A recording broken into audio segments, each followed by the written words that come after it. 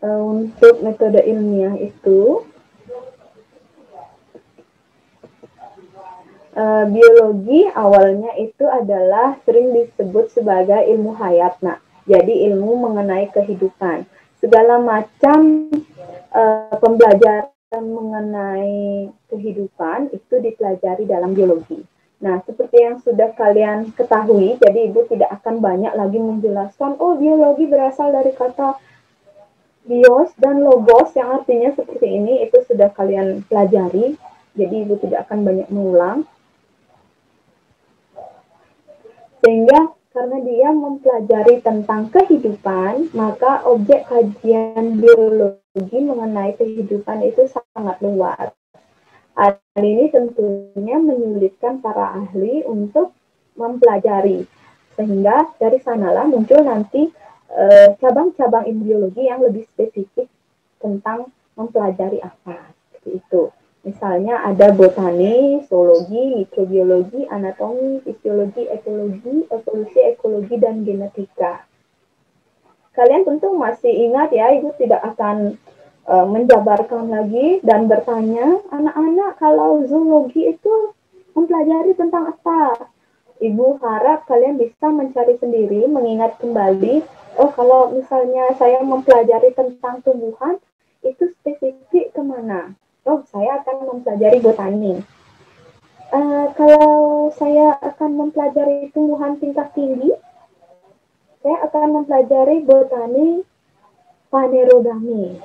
Kalau saya akan mempelajari tumbuhan tingkat rendah seperti lumut, paku, jamur, itu saya akan mempelajari botani Cryptogamy. Jadi sudah ada pembagiannya seperti itu. Silahkan nanti saudara cari botani mempelajari apa, zoologi mempelajari apa, itu untuk mengingatkan kembali ingatan kalian yang sudah lama tertimbun seperti itu. Selanjutnya kita akan membicarakan tentang ciri makhluk hidup. Ini pun tidak akan Ibu ulas lagi secara mendalam karena Ibu yakin kalian semua sudah tahu apa ciri-ciri dari makhluk hidup. Yang tadi kita bisa berkomunikasi, berinteraksi baik dengan lingkungan, jadi peka terhadap rangsang, itu salah satu contohnya, kemudian tumbuh, berkembang biak, dan lain sebagainya. Jadi, salah satu ciri makhluk hidup itu dia teratur, organisasi kehidupan yang rumit. Maksudnya apa, Bu? Contohnya dalam badan kalian. Jadi yang paling kecil itu dari badan kalian itu adalah sel. Kemudian kumpulan sel-sel yang sama dia akan membentuk jaringan. Kumpulan jaringan yang berbeda dia akan membentuk organ. Kumpulan-kumpulan organ dia akan membentuk sistem organ. Kumpulan dari sistem organ dia akan membentuk organisme. Nah, itu dia disebut sebagai teratur dan organisasi itu sangat rumit. Sehingga perlu cabang-cabang khusus untuk mempelajarinya. Misalnya, khusus mempelajari tentang sel itu adalah psikologi. Khusus mempelajari tentang jaringan itu adalah histologi dan terusnya seperti itu. Jadi dia teratur. Selanjutnya dia melakukan metabolisme. Ada anabolisme, ada katabolisme. Kalian cek kembali, ingat lagi apa yang termasuk hal itu. Lalu reproduksi yang tadi gue sampaikan, berkembang biak. Jadi kenapa kalian ada ya? Karena ada orang tua kalian. Kenapa orang tua kalian ada? Karena ada kakek nenek dan seterusnya. Itu adalah untuk menjaga keajegan atau keeksisan dari makhluk hidup itu. Selanjutnya itu adalah responsiveness, peka terhadap rangsang. Jadi kalau kalian sudah tahu matahari bersinar terik itu tidak bagus untuk kulit kalian, kalian pasti akan mencari yang teduh. Itu contohnya. Lalu adaptasi evolusioner. Nah, kalau misalnya kalian pernah melihat karikatur yang menggambarkan gimana sih manusia masa depan? Manusia masa depan digambarkan sebagai manusia yang kepalanya besar, kemudian perutnya besar, tangannya kecil, kakinya kecil. Karena apa? Kerjaannya di depan komputer, menggunakan otaknya sambil makan. kaki sama tangannya nggak dipakai untuk bekerja. Jadi mudah-mudahan kita tidak seperti itu, sehingga karikatur itu salah. Jadi adaptasi evolusioner ya nak ya, ciri-cirinya. Selanjutnya kita lanjut ke penggolongan ilmu pengetahuan. Jadi kalian sekarang posisinya di mana? Itu mungkin sudah kalian tahu dari SMA. Kalau SMA saya milih jurusan bahasa, jurusan IPA, jurusan IPS, SMK, maka saya akan berada di ilmu pengetahuan yang berbeda. Ibu pastikan di sini tidak ada mahasiswa FKG yang berasal dari rumpun ilmu kecuali IPA, karena itu tidak mungkin. Jadi di sini ada yang namanya pengetahuan. Nah, pengetahuan itu berbeda dia dengan ilmu pengetahuan. Bedanya apa? Bedanya adalah pengetahuan itu segala macam hal yang kalian ketahui tanpa tahu kebenarannya secara sistematis. Artinya kebenarannya itu masih diragukan. Misalnya kalian mendengar suatu kabar burung, nah itu benar apa tidak itu masih diragukan. Itu adalah pengetahuan. Beda dia dengan ilmu pengetahuan. Ilmu pengetahuan itu adalah semua pengetahuan yang sudah diseleksi atau dikaji dengan cara tertentu, dengan cara yang sistematis, kemudian sudah diuji kebenarannya. Itu namanya ilmu pengetahuan. Nah, cara pengujian ilmu pengetahuan menjadi ilmu pengetahuan inilah yang menggunakan yang namanya metode ilmiah.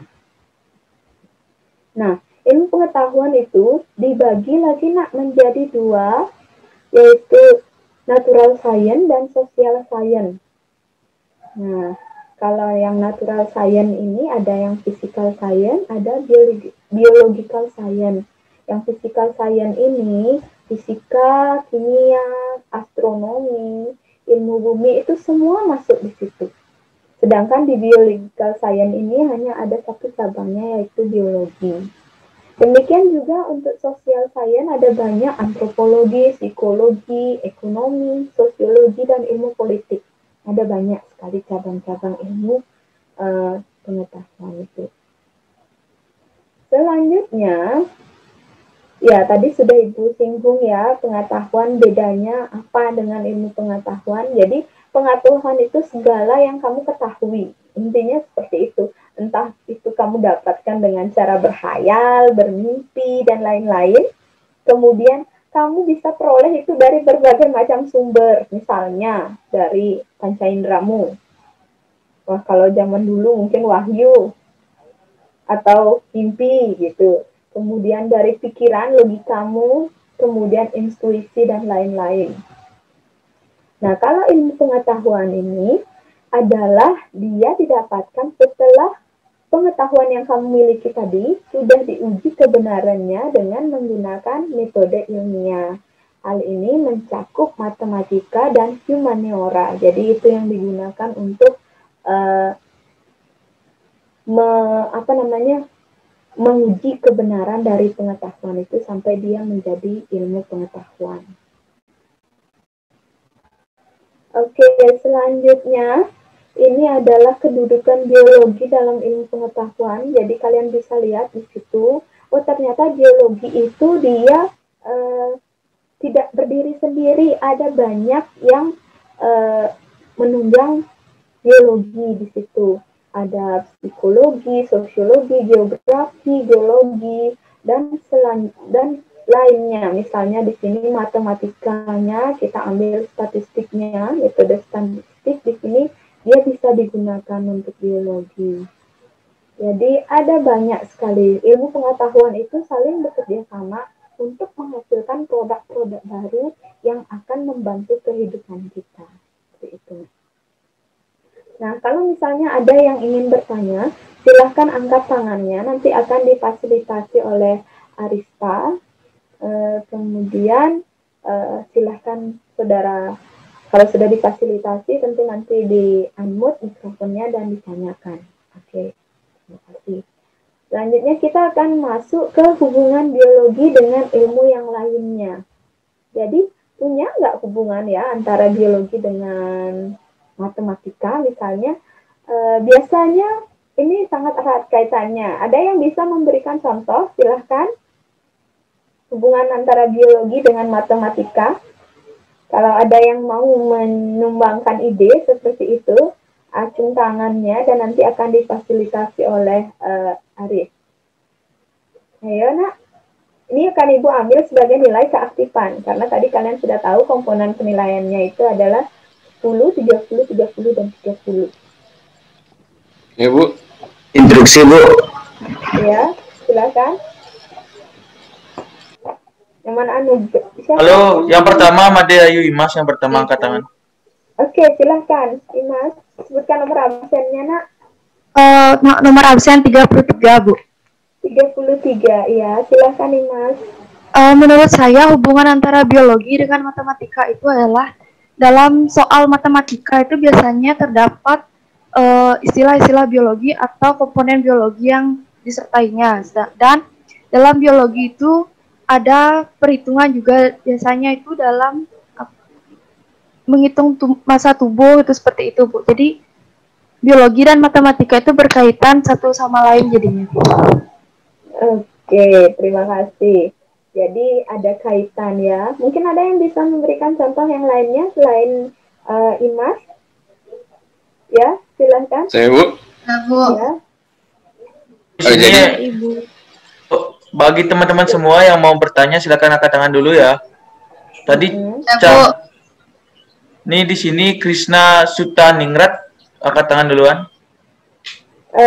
Maksudnya Arista itu angkat tangan dalam hal ini menyampaikan di Zoom meeting itu ya, kan ada raise hand yang seperti itu ya anak ya. Jadi akan dapat dilihat oleh moderatornya, sehingga moderatornya bisa menentukan. Kalau sudah difasilitasi oleh moderator, baru yang bersangkutan bisa unmute mikrofonnya dan menjawab ya. Terima kasih Arista. Ya Bu, terima kasih. Silakan Krishna Sutaningrat. Oh iya Bu, dalam biologi ada unsur matematikanya juga Bu, contohnya dalam persilangan gen itu Bu. Nomor absennya Krishna. Halo. Nomor absennya ya yang menjawab tadi biar nggak keliru Ibu. Oh saya absen 42. 42. Ya, coba diulang jawabannya nak. Ani Krishna. Ya. Coba diulang jawabannya. Oh, jawaban saya biologi unsur matematikanya. Contohnya itu dalam persilangan gen Bu. Persilangan gen dalam genetika ya. Oke. Jadi sudah ada contoh misalnya dalam menghitung massa tubuh atau indeks massa dalam piramida makanan dan juga dalam genetika. Jadi memang dia saling membantu. Jadi biologi itu ya ada hubungannya dengan matematika. Baik, selanjutnya dengan fisika. Ayo, silahkan. Dengan fisika. Hubungan antara biologi dengan fisika. Saya Bu.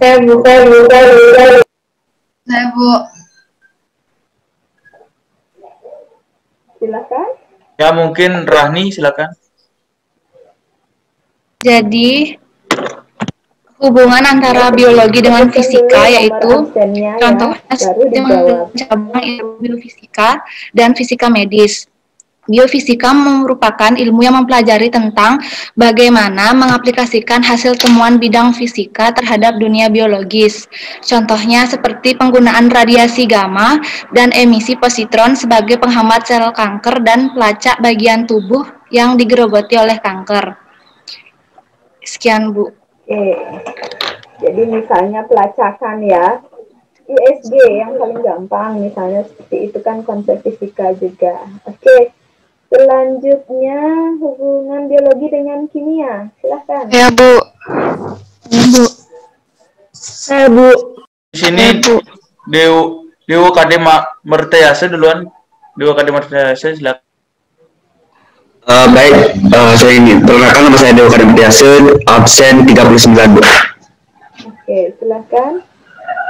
Hubungan antara kimia dengan biologi itu mungkin kalau di kimia itu menggunakan zat-zat seperti air, kadang-kadang menggunakan percobaan fotosintesis, dan hasil percobaan fotosintesis itu berupa zat kimia Bu. Rumus-rumus kimia itu Bu. Sekian dan terima kasih. Bahan dan hasil dari fotosintesis ya. Oke, ada lagi yang mau memberikan contoh tentang hubungan biologi dan kimia? Dewa Indra Kusuma, silakan. Om Swastiastu, Bu. Perkenalkan nama saya Dewa Indra Kusuma, nomor absen 35, Bu. Jadi hubungan antara biologi dan dengan kimia tuh kita dapat lihat dari hasil misalnya kita berpraktikum atau dalam melakukan tumbuhan dalam melakukan fotosintesis dalam pengangkutan O2 dalam proses fotosintesis itu kan menghasilkan O2 dan mengeluarkan CO2 itu kan sudah termasuk ilmu kimia, jadi kan biologi sama kimia itu memiliki hubungan yang erat.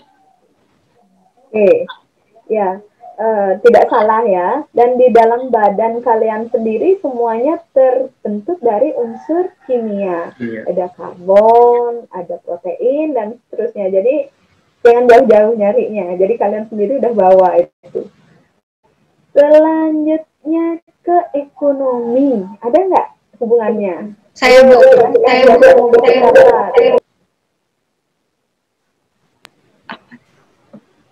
Nilo Ketut Putri Nila mau menjawab? Saya Bu. Tolong ya teman-teman, kalau mau angkat tangan, raise hand dulu ya, ada di partisipan itu. Partisipan.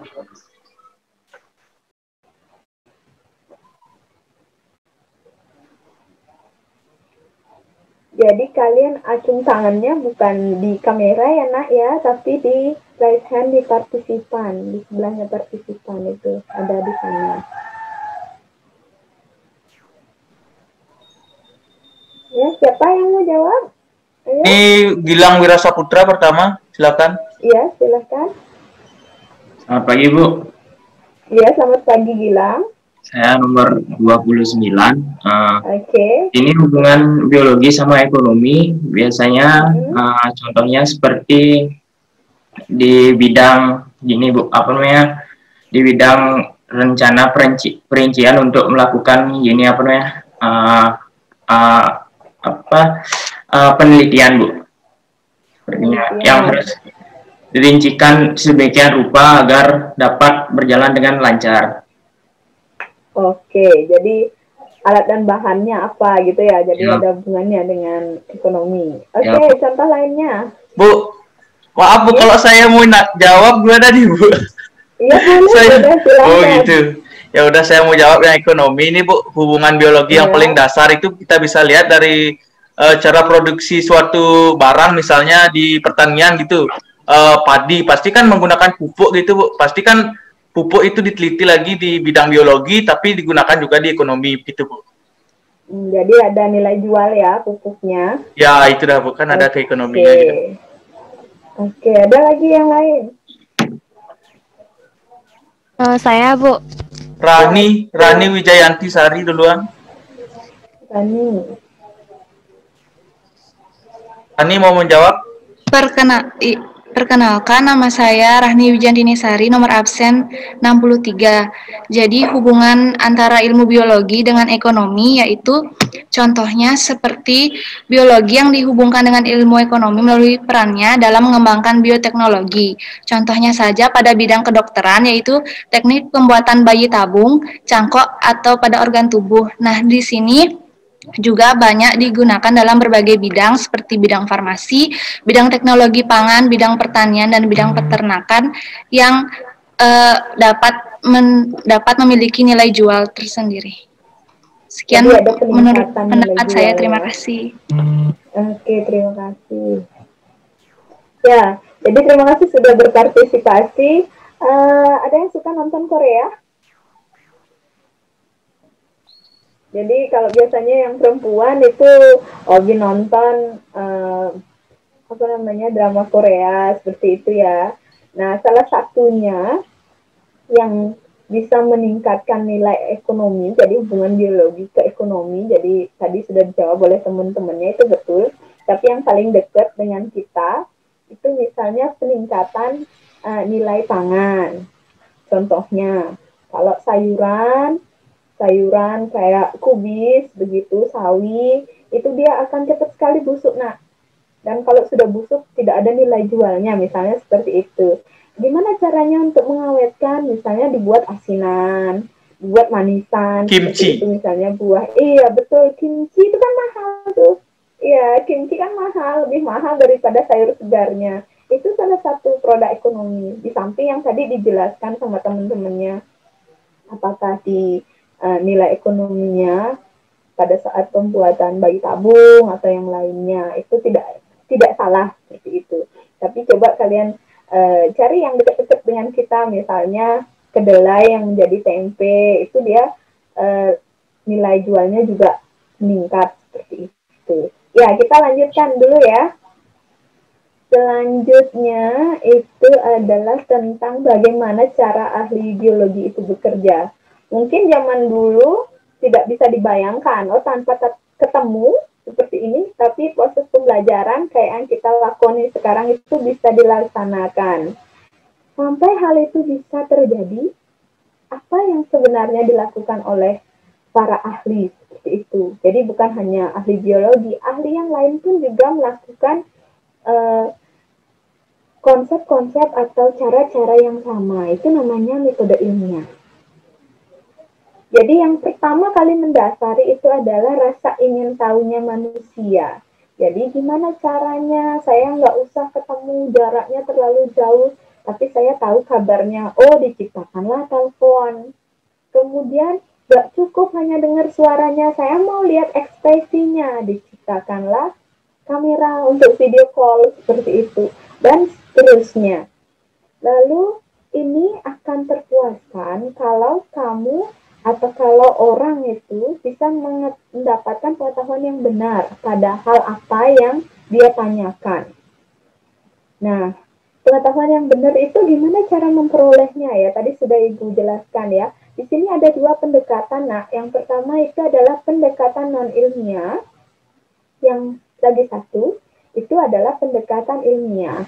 Pendekatan ilmiah ini dia bisa didapatkan dari akal sehat. Jadi kalau logikamu bekerja, itu akan dapat memikirkan. Kemudian penemuan secara kebetulan, lalu penemuan coba-coba, pendapat dari para ahli, itu adalah suatu pendekatan yang sifatnya non-ilmiah. Nah, kalau pendekatan ilmiah, ini dia sifatnya itu adalah sistematis, kemudian diteliti secara ilmiah, lalu hasilnya akan sama kalau ada orang lain yang meneliti ulang dengan syarat langkah-langkah yang dia tempuh dalam meneliti itu haruslah sama. Kemudian simpulannya objektif, jadi apa adanya, bukan ada apa-apanya begitu ya. Jadi harus objektif, tidak boleh subjektif. Kemudian menghasilkan simpulan yang sama atau serupa bila diteliti ulang. Jadi ini adalah pendekatan secara ilmiah. Nah, metode ilmiahnya ini diterapkan secara lengkap setelah Darwin, teori evolusi. Kemudian yang membarengi dari metode ilmiah itu adalah yang tidak kalah penting, itu adalah sikap ilmiah. Jadi dia meliputi rasa ingin tahu, kemudian rendah hati, jujur ya, sangat penting ini, kejujuran, kemudian objektif, lalu terbuka untuk mempertimbangkan data baru. Jadi kalau dapat masukan itu dia bisa tidak serta-merta gitu, kamu salah, ini punyaku yang paling benar, tidak seperti itu. Jadi ada kemauan untuk mempertimbangkan data baru. Lalu kalau gagal itu dia tidak langsung menyerah, kemudian bersikap terbuka dan teliti. Nah, dari metode ilmiah ini dibarengi oleh sikap ilmiah, dia akan menghasilkan yang namanya produk ilmiah. Produk ilmiah ini merupakan suatu hipotesis yang diterima, jadi diterima secara umum, secara mendunia begitu, telah diuji dengan menggunakan metode ilmiah yang merupakan produk ilmiah yang akan menjadi ilmu pengetahuan. Produk ilmiah itu berupa apa saja? Pasti tidak asing di antara kalian. Fakta, konsep, prinsip, teori, dan hukum. Ada yang bisa menyebutkan kembali contoh dari produk ilmiah yang kamu ketahui, baik dari fisika, kimia, biologi, atau yang lainnya? Silakan.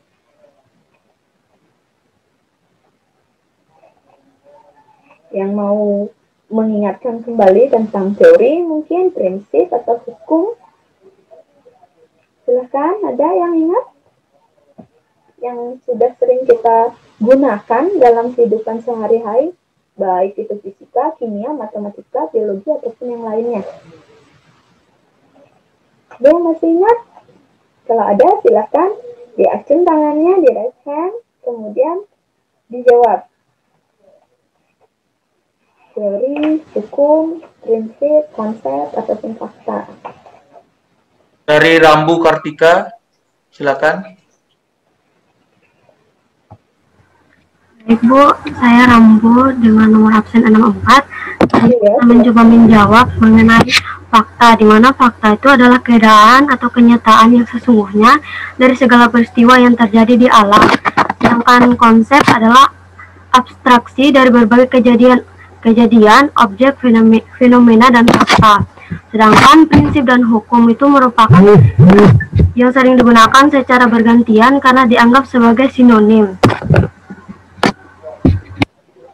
Oke, terima kasih Rambu.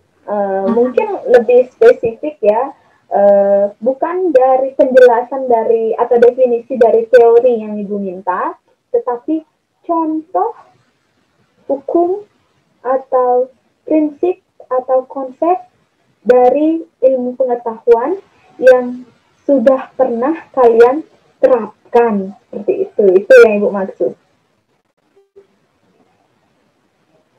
Ya baik, yang kedua angkat tangan ini I Gusti Ayu Krishna Fajayanti. Ya Bu, saya I Gusti Ayu Krishna Fajayanti, absen 44. Jadi produk ilmiah yang saya ingin jelaskan yaitu teori. Teori itu disusun untuk menjelaskan sesuatu yang tersembunyi atau tidak dapat langsung diamati, misalnya seperti teori atom, teori kinetik gas, teori relativitas. Oke, jadi contohnya itu misalnya teori atom Bohr ya, seperti apa teori atom menurut Bohr, kemudian teori atom menurut yang lainnya. Jadi itu memang sudah diterima secara mendunia. Oke, yang lainnya baru teori. Oke, yang ketiga jawabannya dari Niputu Nadia Pratnyasari Dewi, silakan. Saya Niputu Nadia Pratnyasari Dewi dari absen 51. Saya akan menjelaskan tentang fakta. Fakta adalah keadaan atau kenyataan yang sesungguhnya dari segala peristiwa yang terjadi di alam. Contohnya mungkin? Contohnya itu mungkin ada suatu fakta yang ditemukan seperti suatu penelitian. Mungkin ada fakta kebenaran mungkin. Oh. Ya, bagaimana Bu? Bisa diterima? Oke. Ya, jadi fakta, jadi tetap seperti yang tadi Ibu sampaikan, bukan definisi dari fakta ya yang Ibu minta. Misalnya seperti tadi sudah ada yang menjelaskan teori yang sudah kamu pernah baca atau pernah kamu terapkan, misalnya dalam menghitung kulit atom gitu, pakai teori model atom Bohr dan lainnya. Mungkin ada prinsip atau hukum yang sudah pernah kamu terapkan, sudah kamu ketahui. Ayo, mungkin silakan. dari Nimade Agnes Pranaswari mau menjawab? Ya, saya ingin menjawab tentang hukum. Jadi contoh hukum yang benar-benar mendasar, yang benar-benar kita udah ketahuin di awal kita SMA pas itu fisika, itu adalah hukum Newton. Jadi hukum 1 Newton, hukum 2 Newton, hukum 3 Newton. Ini hukum 1 Newton itu mengatur bahwa benda itu akan diam jika tidak diberikan gaya. Terus juga hukum 2 Newton, kemudian hukum ketiga Newton, di mana jika benda tersebut diberikan suatu aksi, itu akan memberikan suatu reaksi kepada benda tersebut, bisa itu bergerak dan sebagainya. Terima kasih. Oke, jadi itu contoh dari hukum yang kamu udah ketahui ya. Ada lagi satu aja. Mungkin dari Triani Tesalonika Barus mungkin ingin menjawab.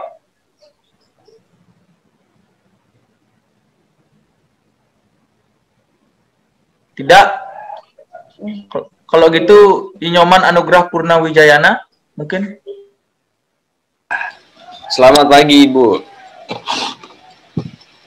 Selamat pagi. Ya, jadi kalau saya jujur sebenarnya tidak tahu ini masuk ke dalam fakta, konsep, prinsip, teori atau hukum. Cuman kalau yang biasanya saya terapkan, berhubung saya suka hewan, jadi saya kadang kawin silang berbagai macam mutasi.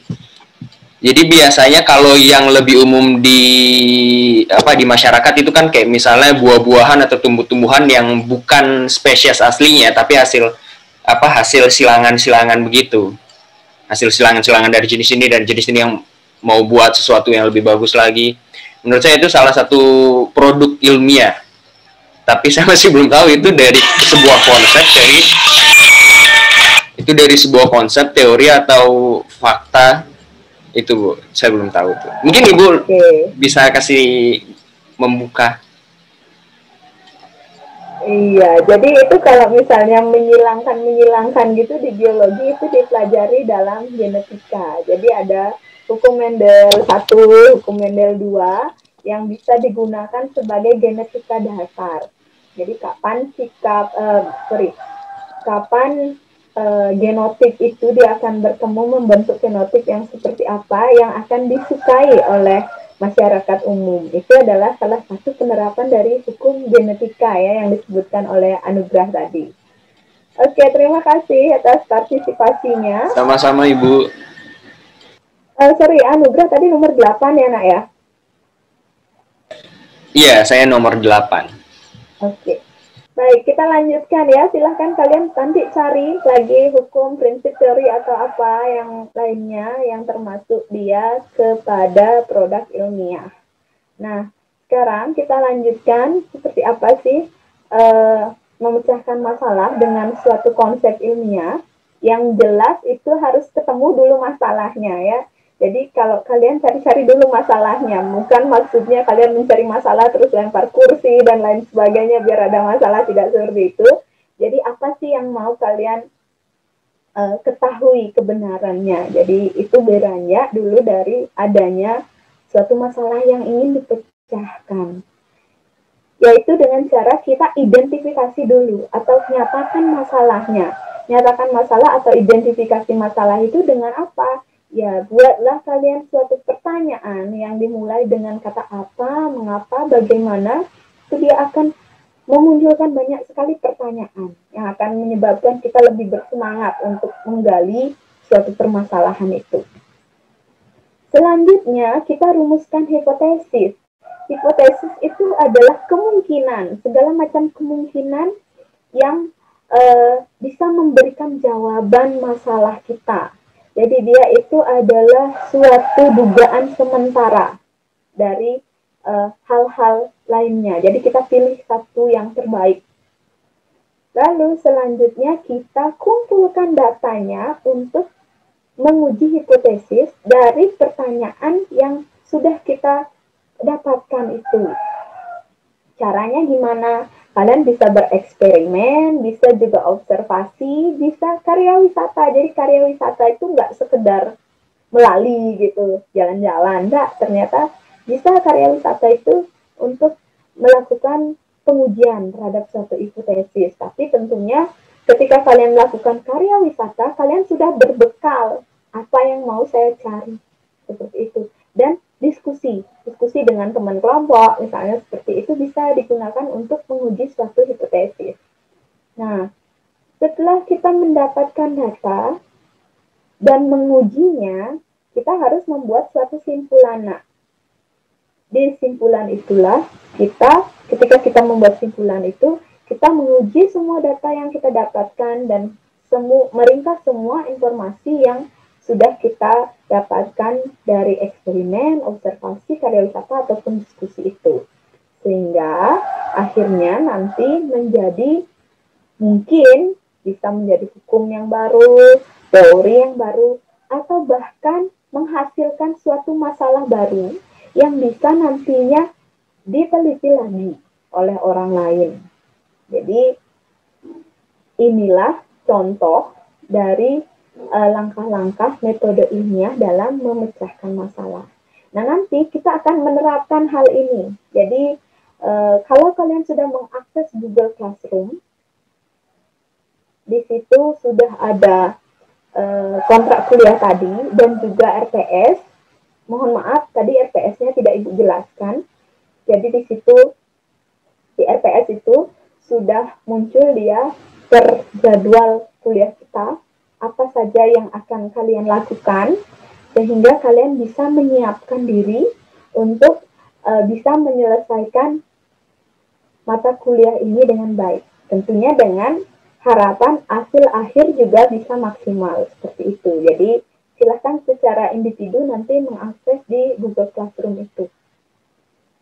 Nah, sekarang Ibu akan mengingatkan kembali, jadi tidak mengajarkan kalian, tapi mengingatkan kembali, menggali lagi pengetahuan yang sudah kalian punya, sehingga menjadi lebih tajam, seperti itu. Kita tadi membicarakan tentang rumusan masalah, dimulai dari kata apa, mengapa, dan bagaimana ya. Yang jelas, rumusan masalah itu dia harus dirumuskan dalam bentuk kalimatannya yang isinya padat dan jelas. Jelas apa yang akan diteliti, seperti itu. Kemudian, rumusan masalah itu harus dapat memberi petunjuk tentang kemungkinan bagaimana cara mengumpulkan data untuk menjawab pertanyaan yang ada di rumusan masalah itu. Contohkan ya, bagaimanakah pengaruh daun sirih hiperbetel terhadap kesehatan mulut lansia di Desa Baturiti? Misalnya itu rumusan masalahnya. Yang pertama, dia sudah memenuhi kaidah. Bagaimanakah?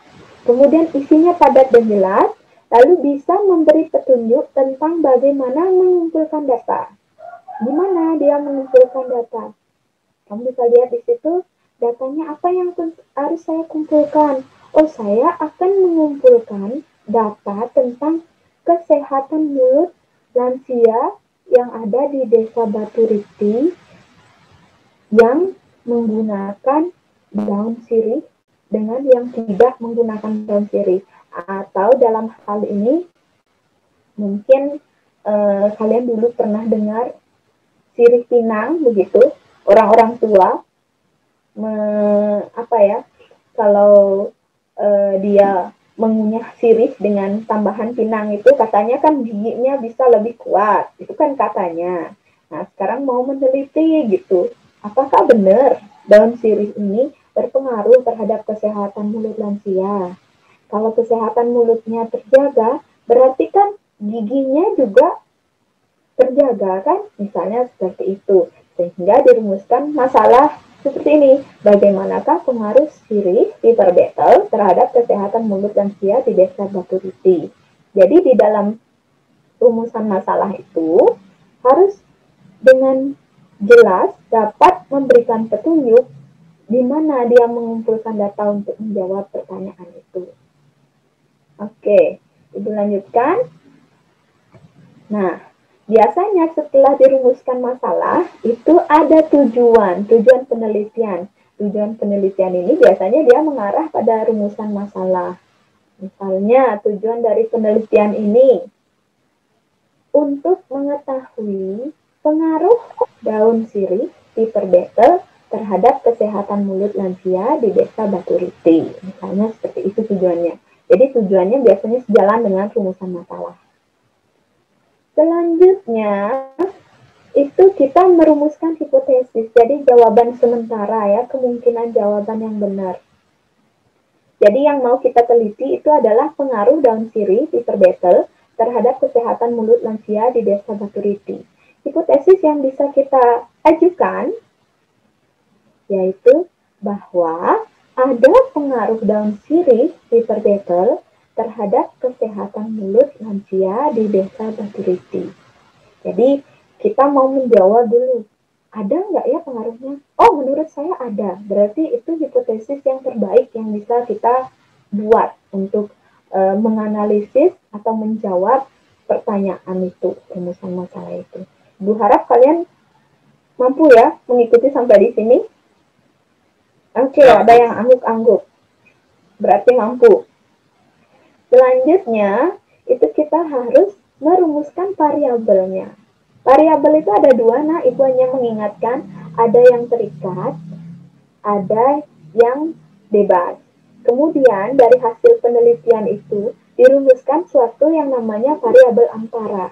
Jadi dia tidak bebas, tapi dia bisa menentukan hasil dari variabel terikat.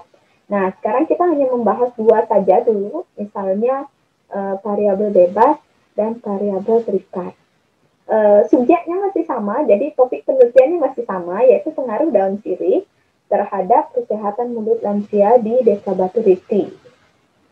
Misal saja kita kelompokkan dia menjadi dua kelompok besar, itu 10. Misalnya subjeknya ada, sampelnya ada 20 lansia ya, kita kelompokkan dia menjadi dua. Yang pertama itu adalah kelompok A, yang kedua adalah kelompok B. Nah, kelompok A ini adalah 10 orang lansia, kita kasih dia perlakuan. Jadi, kita suruh dia mengunyah sirih pinang, itu berapa lama? Kalian mau penelitian berapa lama? Sebulan, 2 bulan. Kalau kelompok B, tidak. Nanti kita akan periksa kesehatan mulut kedua kelompok itu. Mana yang lebih sehat, gitu misalnya. Jadi kelompok A ini, kita katakan di sini, dia akan, di hipotesis kalian ya, dia akan memberikan pengaruh terhadap Peter Battle ini, dia akan berpengaruh terhadap kesehatan mulut lansia. Nah, kalau dari itu hipotesisnya, maka setelah diperiksa, kita harapkan kesehatan mulut kelompok A ini lebih bagus daripada kesehatan mulut kelompok B, kan seperti itu ya. Sehingga kita bisa mengelompokkan variabelnya di sini. Ada dua, yaitu variabel bebas, yaitu variabel yang sengaja kita bedakan. Jadi dari dua kelompok itu, apanya sih yang kita bedakan? Yaitu daun sirih. Dalam hal ini misalnya mengunyah daun sirih. Kalau yang kelompok A, kalau yang kelompok B tidak. Berarti variabel bebasnya itu adalah perlakuannya adalah diberikan daun sirih. Kemudian variabel terikatnya, ini adalah tingkat kesehatan mulut lansia. Jadi, variabel bebas itu mempengaruhi variabel terikat. Nah, sampai di sini ada yang ingin ditanyakan atau kurang jelas dari apa yang Ibu sampaikan?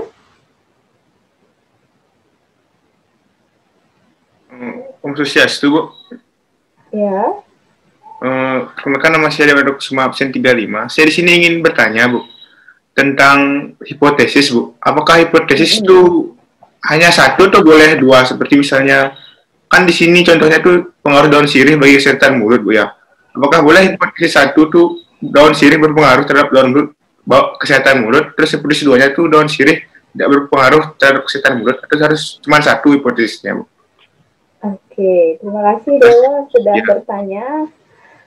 Jadi biasanya hipotesis itu, kalau dia hipotesis penelitian, itu biasanya hanya satu yang diambil, yaitu kemungkinan terbaiknya.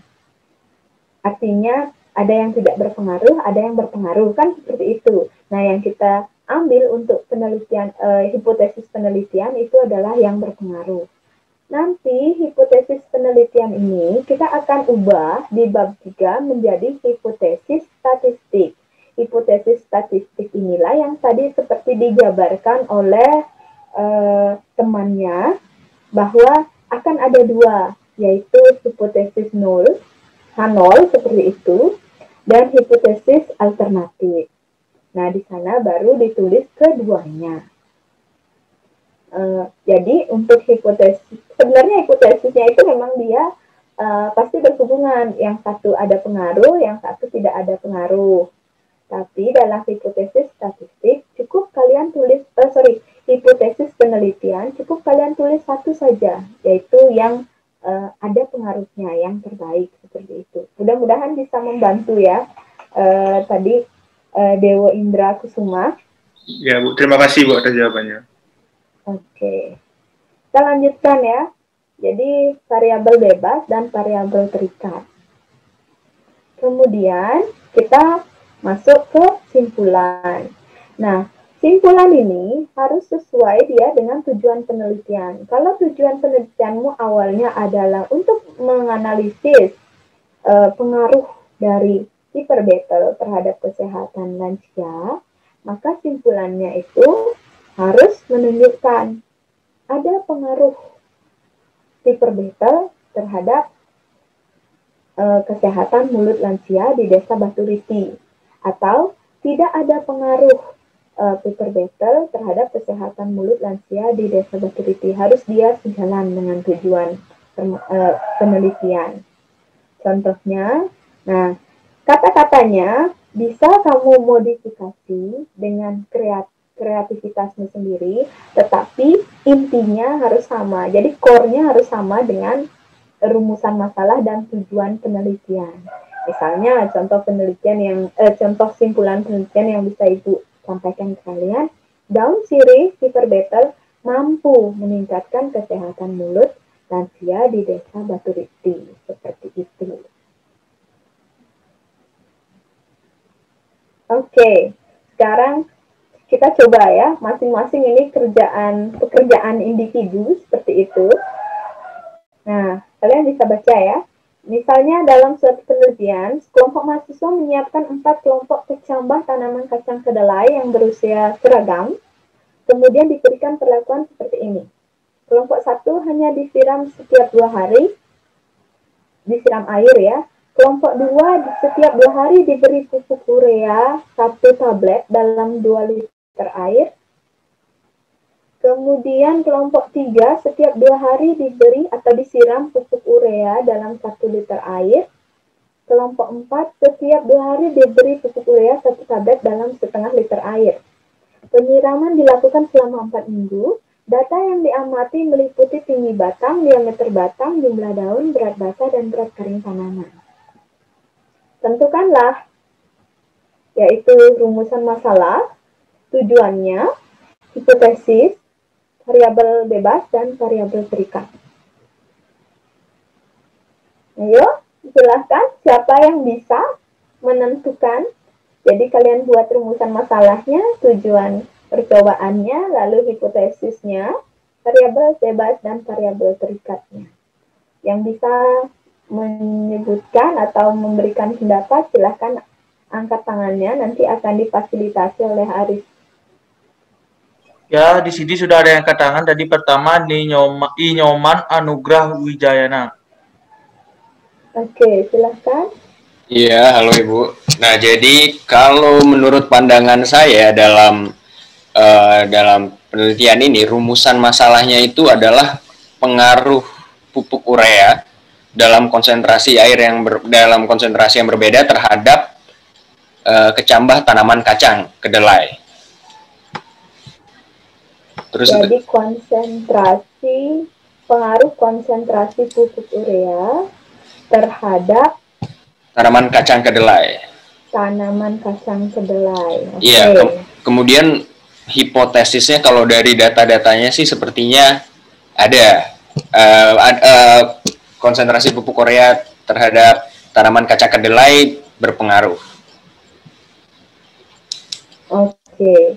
Ada pengaruh ya, atau ada pengaruh konsentrasi pupuk urea terhadap tanaman kacang kedelai. Iya. Oke, lanjut. Kemudian kalau variabel bebasnya seperti yang Ibu bilang tadi, itu yang bisa berubah-berubah berarti konsentrasi pupuk ureanya, di mana diberikan dalam 2 liter air, 1 liter air, dan 1,2 liter air. 1/2,5 liter air maksudnya, maaf Ibu. Iya, oke. Jadi variabel bebasnya itu adalah konsentrasi pupuk urea ya. Iya. Oke, lanjut. Nah, terus variabel terikatnya ya pengaruh terhadap tinggi batang, diameter batang, jumlah daun, berat basah, dan berat kering tanaman. Jadi variabel terikatnya adalah data yang mau diamati ya, meliputi tinggi batang, diameter batang, jumlah daun, berat basah, dan berat kering. Ya, kemudian tujuannya terakhir. Berarti kalau dengan data begini tujuannya adalah mencari tahu dalam konsentrasi apa pupuk itu bisa berpengaruh dengan baik terhadap pertumbuhan tanaman kacang kedelai, kecambah tanaman kacang kedelai. Oke, jadi konsentrasi pupuk yang tepat ya, konsentrasi pupuk urea yang tepat yang mampu mempengaruhi tinggi batang, diameter batang, jumlah daun, berat basah, dan berat kering dari tanaman kacang kedelai. Iya, Ibu. Iya. Oke, terima kasih. Iya, sama-sama Ibu. Ya, silahkan yang lainnya. Mudah-mudahan jawaban dari temanmu tadi bisa menguatkan jawaban yang sudah kamu buat, karena pastinya kamu sudah mengoret-oret sendiri yang mana rumusan masalahnya, yang mana hipotesisnya, variabel bebas, variabel terikat, dan tujuan percobaannya. Sekarang, kita akan melakukan kerja ilmiah.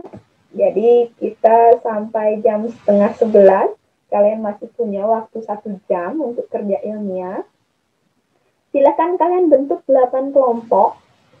Kemudian rancanglah sebuah penelitian sederhana. Satu kelompok itu 10 mahasiswa. Silakan kalian diskusikan ide proyeknya dalam room tersendiri selama 40 menit maksimal untuk merumuskan ide proyek.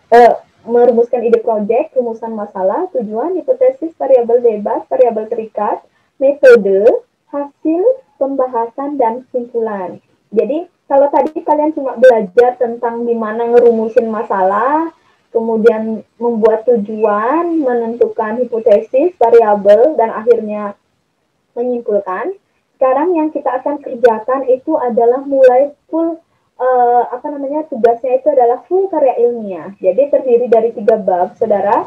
Bab yang pertama itu adalah pendahuluan. Jadi silakan kalian catat. Di pendahuluan itu ada latar belakangnya, kemudian rumusan masalahnya, tujuannya, lalu hipotesisnya. Kemudian di bab 3-nya itu adalah metodenya. Di metode ada apa saja?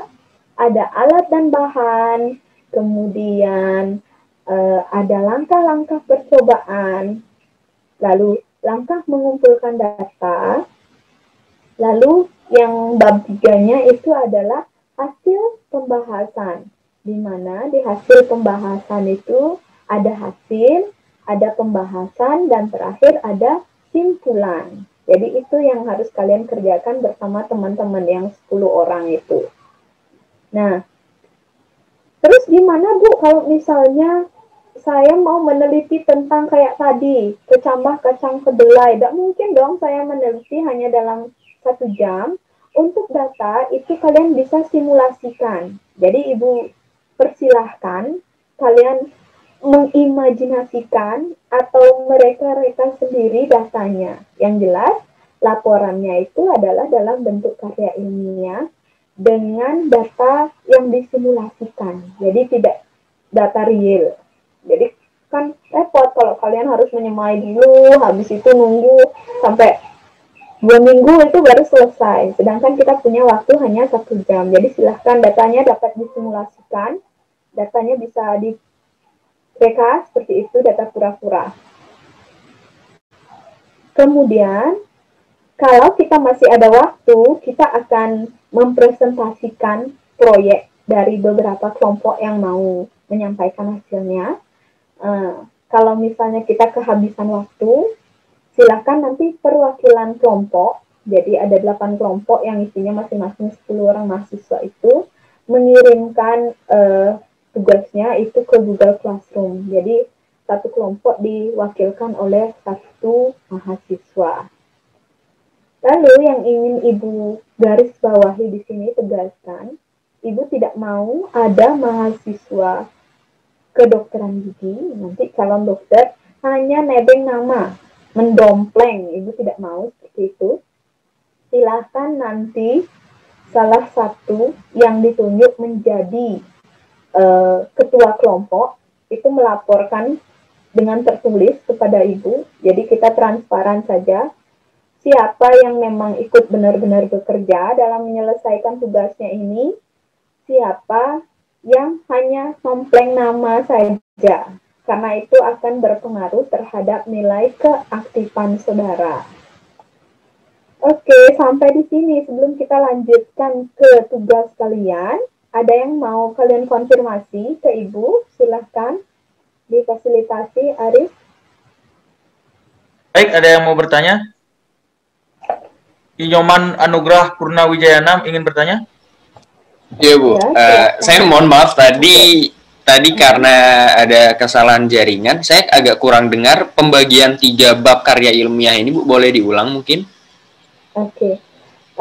Untuk karya ilmiah kita, karena tadi kalian hanya mempelajari sepotong-sepotong seperti itu, untuk 3 bab karya ilmiah, yang pertama di bab pertama itu ada latar belakang masalah, jadi kenapa memilih masalah itu, apa yang menyebabkan, kemudian ada rumusan masalah, ada tujuan kenapa meneliti itu, dan ada hipotesisnya.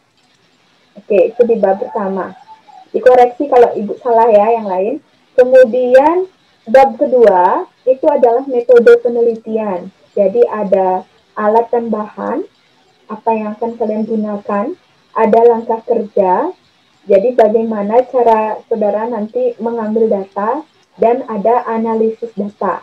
Gimana caranya menganalisis data yang sudah kalian ambil.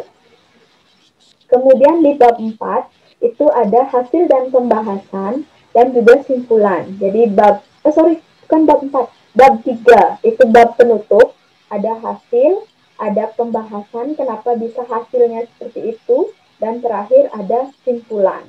Jadi nama babnya adalah bab 1 pendahuluan, bab 2 metode, bab 3 penutup. Jadi di bab 3 itu ada 3.1 itu adalah hasil, 3.2 adalah pembahasan, 3.3 itu adalah simpulan.